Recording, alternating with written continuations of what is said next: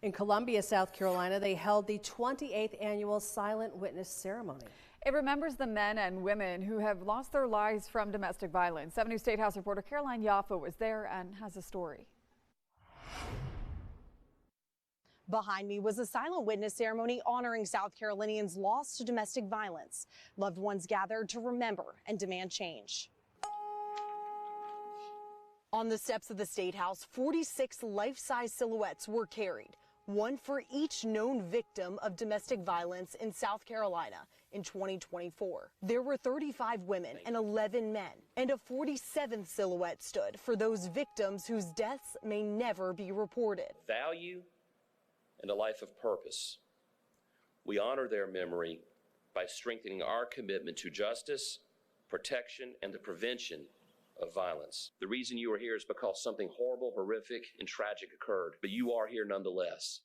And please know this, you are not alone. Families gathered to mourn their loved ones, and survivors spoke about their fight. I'm here today to beg and encourage all of you to please do not stay quiet and to seek help. Love is not supposed to hurt, make you feel depressed, stressed, or worthless. A.G. Wilson says there needs to be more legislation to combat domestic violence in the state. This also renews my intent to go after more judicial reform because I want more accountability when people execute the law poorly or they make bad decisions that allow violent criminals back out on the streets. I think we need to hold those folks accountable. Many members of law enforcement agree. Two in particular have been working for 8 years to pass new legislation in the state. They say it will help victims and specifically define and criminalize strangulation. Non-fatal strangulation has been identified as the #1 indicator of future homicide, especially for women and especially in domestic violence relationships. They say South Carolina is the only state in the nation without this law. Some of our legislature believes that we have laws that effectively